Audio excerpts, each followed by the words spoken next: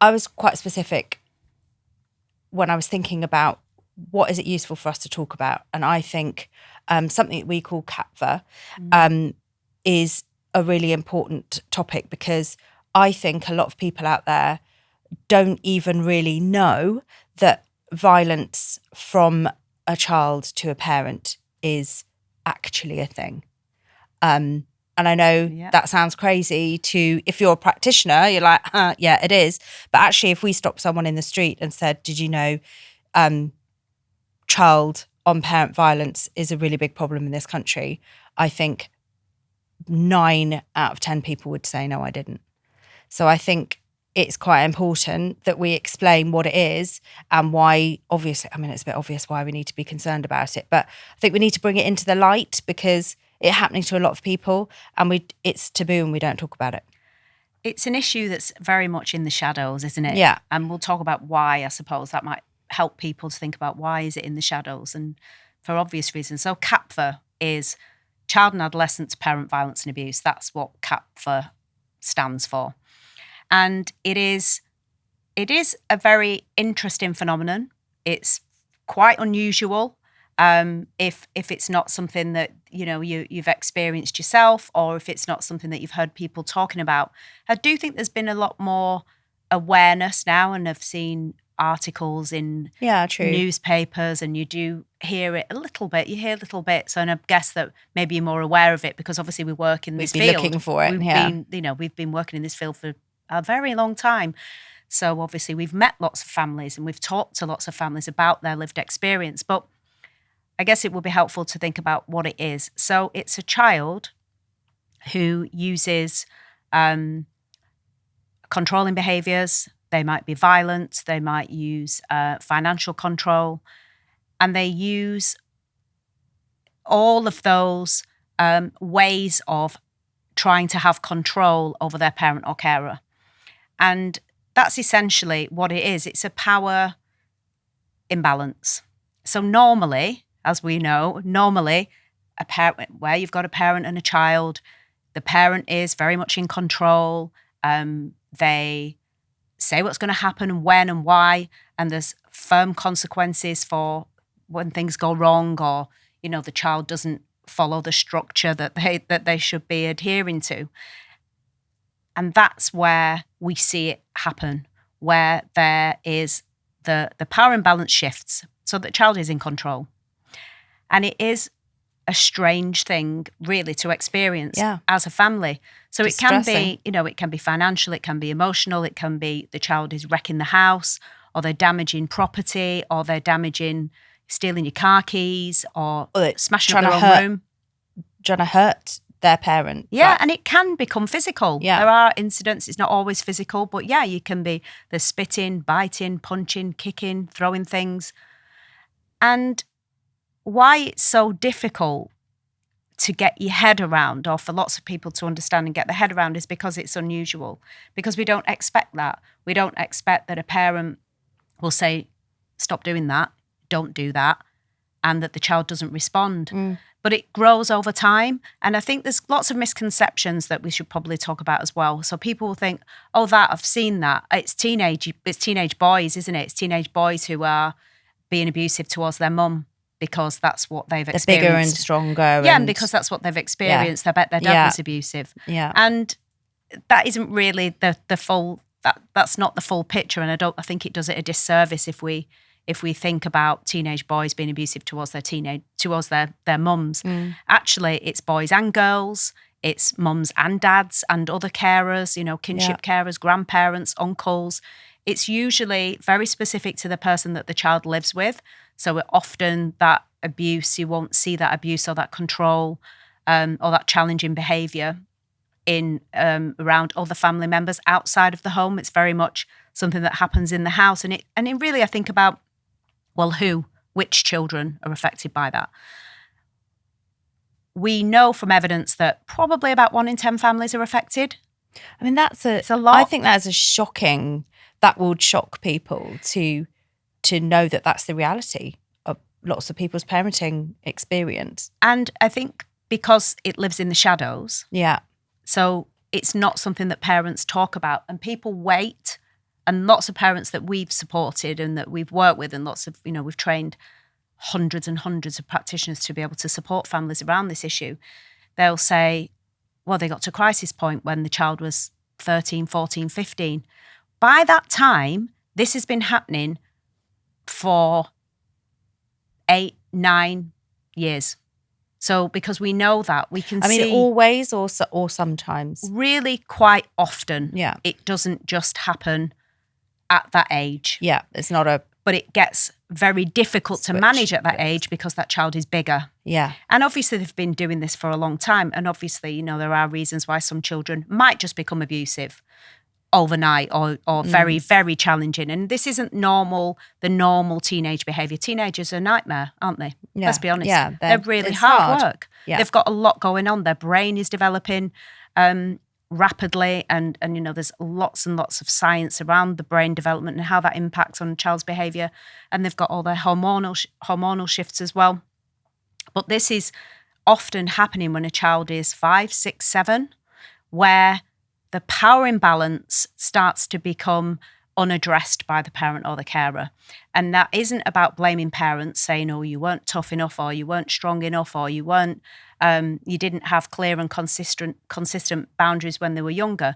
That's unfair. And I think lots of people do say that. Actually, parents have got a lot happening for themselves, and that can really impact on how you parent. If you think about your own lived experience as an adult, that makes it very challenging. It makes it much harder to parent a child in a very strict and consistent way. So we do see that, but it's very shaming, it's very isolating, and that's why people don't phone the police. That's why people don't phone and ask for help, because they're scared. And you probably feel like, what are you going to do?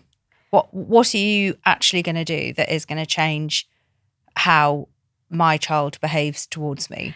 And that's the thing. There is so much that you can do. Yeah, that's the sad bit, isn't it? That people don't know that. Well, because of this fear, and what people are mostly scared of is, ironically, that my child will be taken away, that social services will come and take my child away.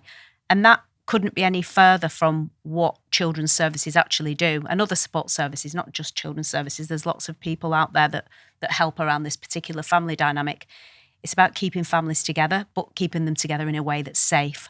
And they often say, well, I don't want my child to get a criminal record. Well, that isn't, the police don't want to do that either. The police are very experienced at dealing with, all the ones that we've ever met, certainly, and from our professional experience, the police are very, very good at helping and understanding and knowing what this is. It's not the 70s. There's a lot more experience about understanding child development and trauma and the impact of parenting and mental health and all of the difficulties that parents face. So there's a lot more of a supportive arm put around parents now.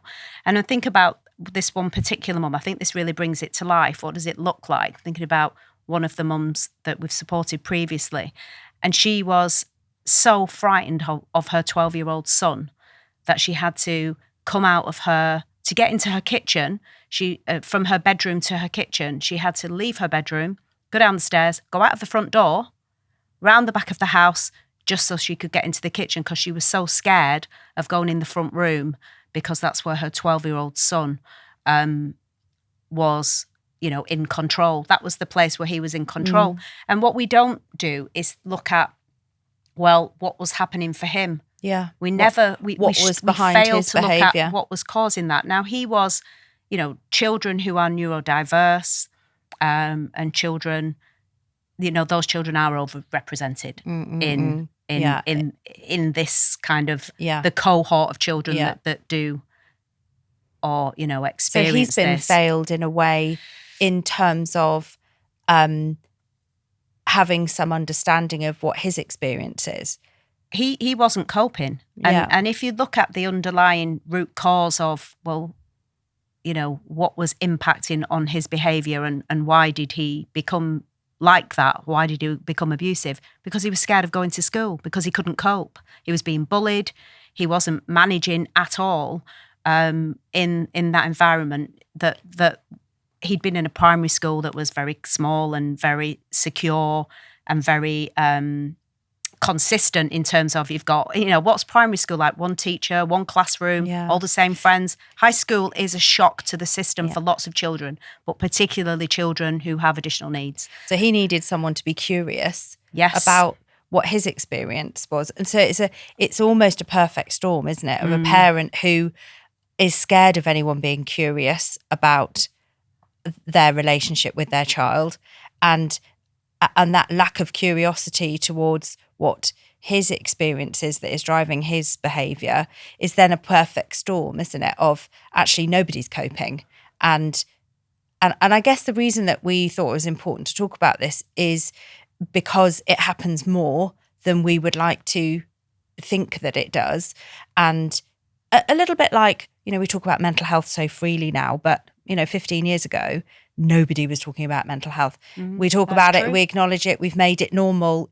And I think talking about other things that we know are affecting people's opportunity to thrive in life, let's talk about it and let's accept that it's happening. And so let's support and let's provide as much information and knowledge as possible so that it doesn't feel taboo and that the shame around it is broken down a little bit like has happened with mental health. Yeah. And I think that sort of moving subject a little bit, I think that's the same for when we think about domestic abuse. That has become, I think since COVID, when the rates of domestic abuse rocketed, it becomes something that's in the public conscious a bit, that we're like, oh God, actually, this isn't just happening here and there. This is happening in lots of homes across the country. Again, we need to talk about it. We need to understand it. We need to try and break the taboo of the shame around reaching for some help and needing some support. Some people don't even know what it is. Yeah. Okay. So if you were to elevate a pitch, what is it? What would you say? What would you say is domestic abuse is? Maybe how does it feel if you're experiencing it? If you are in an abusive relationship, you will feel trapped. You will be walking on eggshells and you will be terrified of what the day will bring. Yeah. So fear. That is a classic thing that people say, I feel trapped. A lack of control, a sense of fear. Yeah, that is the biggest thing is feeling trapped. And don't you think that, I think when you've lived in that environment for a long time, you don't even realise that you feel that the level of fear that you have isn't everyone else's experience. Well, that's interesting, because if you think about if you've lived with as a child growing up, if you lived in an abusive environment, so that's your lived experience, that's what you think is normal. And because we've got such significantly high rates of domestic abuse, and we can talk about the perpetual cycle all day long, because we are not really getting anywhere. Yeah, it's not improving, is it? Well, and I think, we'll talk about that in a minute. I want to talk about why people become abusive in the first place, because nobody's talking about that. Yeah. So let's talk about what abuse is and why people think that abuse is obvious. It's a mark, it's a bruise, it's a black eye. That's such a classic. It's a black eye. It is not that. It can be that, but over 80% of people who experience domestic abuse do not experience any physical abuse. I know. That is so important for people to understand, isn't it? We're looking for bruises that don't exist. Yeah. Because actually the harm is how it's eroded that person's self-esteem, what it's done to their mental health, what it's done to their children. Those are not always obvious. Yeah. And it's about being curious. But we don't talk a lot about coercive control. And actually, people say, I don't even know what that means. Well, yeah, because we just say it, and practitioners say it. Professionals use that word all the time, coercive control, but essentially that's what it is. It's intentional control, and it's done as a means to intimidate, humiliate, control the other person, to ultimately have them depend on you and nobody else. And I think the slow creep of that, that is not, somebody doesn't just suddenly switch it on one day. Right, I'm coercively controlling you now. Yeah. It's a creep, isn't it, of isolating someone, and it's a slow, which is, I think, often why people don't even realise it's happening to them, because it's just been that slow grow of isolating them from their friends, undermining their confidence, sort of making them second guess. That whole gaslighting, I mean, that's a word we were talking about, how much that gets used. As you say, we band around saying coercive control, and everybody's talking about being gaslit, but I think people don't really understand what it is. So I think that's helpful to explain. If you were to say to someone, gaslighting is... Okay, well, gaslighting is ... something that we all do. Yeah, yes, absolutely. So if we are all guilty of gaslighting in our healthy relationships, gaslighting is, did you say I thought you said you would put the bin out. Oh, the bin didn't get, oh God, I'm sure that was you. That's gaslighting. Yeah. But the intention is, oh God, I've got myself into a really tricky situation here, and it's a little white lie. I don't mean any harm. Yeah. Gaslighting in an abusive relationship is harmful, and it's intentionally harmful. It's done with purpose. Yeah, so it's about the intention behind it. Yeah. And the intention is, I'm going to make you think that you've gone mad. So your lived experience then becomes something that you question. So and that is essentially what gaslighting is. It's making somebody feel as if what they've experienced isn't true. So a gaslighter will say, that didn't happen. You're losing it. So back to what you were saying a few sentences ago of why does that happen? Why does someone, what is their likely possible situation that they've experienced that means that they are motivated to gaslight someone? Well, I think we should, the reason that you would gaslight someone is to have control over them, and so that person becomes dependent on you. What you're trying to do is crush that person to make them feel smaller. And so why? I think it's probably, we should talk about why people become abusive. Because that's what I mean. Yeah, gaslighting is a form of abuse, isn't it? It's emotionally abusive. And it's actually really scary because you do start to second guess yourself. You're starting to think, maybe I am going mad. Maybe they've got a point. Maybe they're right. I did do that, didn't I? And it's that absolute erosion of your self-esteem that's so and faith in yourself. It? Well, you don't know yourself, because somebody that you love and you think loves you is telling you that your experience of what you can see and what you've done and what happened to you isn't true.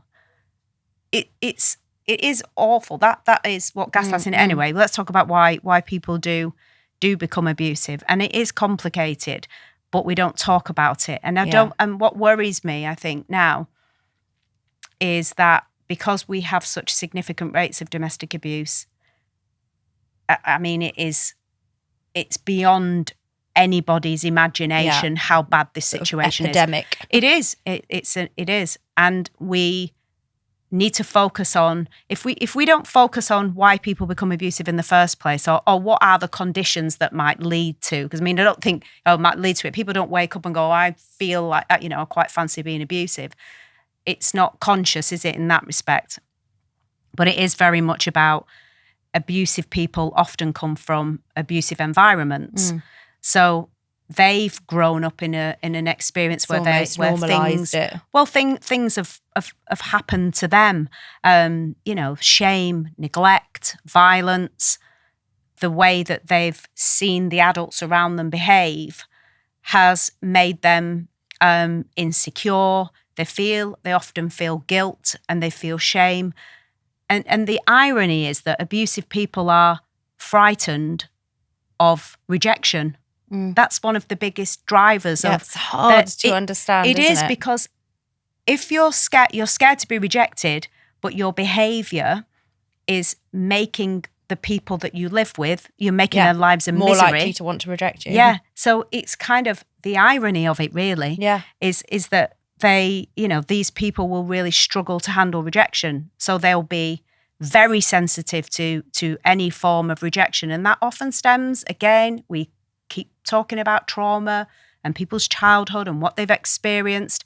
So if we don't think about how to help somebody, because when they are abusive, they aren't going to stop. They will become abusive in their next relationship. And we are, and quite rightly, we are victim focused, and we should be victim focused because we need to keep people safe. Victim focused. But I think that's where we've ended up. And this is not a criticism of anybody or and it's not sort of being political or anything like that. But we have a massive problem with not recognising that abusive people need help as soon as possible because they're not going to say, I need help. Yeah. What they will get is punishment. Yeah. They do get punished and, they're abusive and they're harmful and they do harmful things.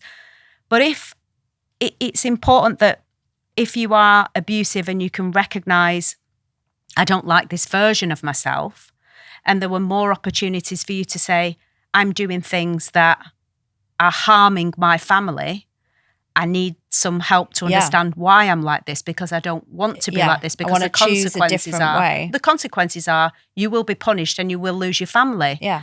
And that cycle will continue. Rarely are people setting out to, that's what they want as an end goal. But that's what's happening. And we're not recognising their lived experience of that fear and that rejection and that shame and that guilt. Where does that come from? Talk to me about why you feel like that. Yeah. And people talk about, alcohol and drugs they cause domestic abuse. No, they don't. It's a choice. But also, the abuse is a choice. An addiction to alcohol and drugs and anything else is a symptom of not coping. Exactly. Of something else in that person's life that is meaning that's what they have chosen to use as their coping mechanism. And they often then, because it obviously makes you, you lose your inhibitions, drugs and alcohol will do that. Yeah. So you often see incidents of abuse will spike when somebody has had a drink or they've taken drugs. But that's the challenge in itself, but it's definitely not cause. So what then is our message to, if somebody's listening to this and it's making them feel like on either side of the fence that I can relate to that experience, what would be a message that you would want people to hear in terms of, if this is striking a chord for you either way, what would your, and I really hate using the word advice, but I think it's relevant here. Yeah. What would your advice be to that person that's listening to this? If you are somebody that's in an abusive relationship, or you think it might be, but you're not sure, you have to talk to someone. You've got to talk to somebody who's trained to help. And there are, anybody that works with families, anybody that works with adults, everybody is trained to understand what domestic abuse looks and feels like. Am I going to Google? Am I going to look for a domestic abuse? You're gonna get on your phone. You're gonna go unless your abusive partner's taking your phone off you. Yeah. You're gonna go to speak to your GP. You're gonna Google a helpline. There are hundreds of helplines for domestic abuse now, and you're gonna talk to somebody, and they're gonna help you to think about what you're experiencing. And if you are an abusive person, you are highly unlikely to, we know statistically abusive people are highly unlikely to say, I'm abusive and I need help. But actually, that really is, I would say, if you are feeling like that, if you don't like the version of yourself that you've become, again, there are national helplines, or you can go and speak to your GP and say, I need help. And I think that's a really nice way of describing it. If you are a version of yourself that you don't like, for whatever reason, or your family doesn't like, there is something that you can do about that, and There there is. is help and support. Absolutely, for everybody. But yeah, it's that kind of that age-old issue that we're just not talking about abusive people and how we can help We're them. talking about it now. Well, we are talking about it. Yeah. But I just worry that It's maybe not enough, but more needs to be said. yeah, There's agreed. much more to be said on this Agreed. on this topic. Agreed.